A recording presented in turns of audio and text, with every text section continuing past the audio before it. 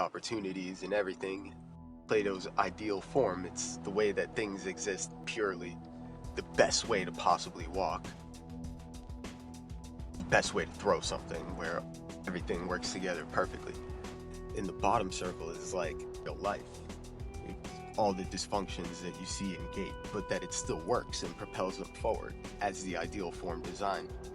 And those two vesica piscis give us our mind on top, which is like in our mind is closest to ideal form.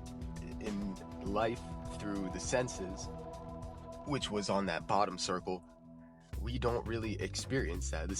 In our mind is the closest that we get to it, and that's the reason why it's that top vesica piscis closer to the ideal form.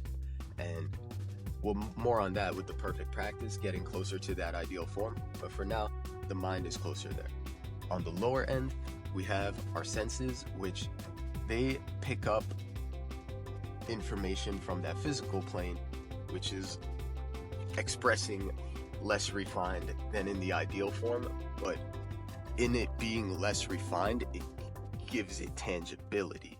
Not just occupy that top circle of ideal form and be everything could be perfect, blah blah blah, because then you have no engagement to the rest of the system.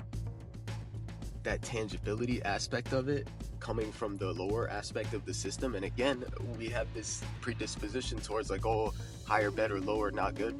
Nah, it's all a system together that we need. And from the lower part of that system, where it give it that tangibility, is like experience, and that's completely essential towards moving ourselves towards that ideal form, if it were even possible. But never mind that, because in that moving towards the ideal form, it creates a balance in the system. So it's not even about if we achieve it or not.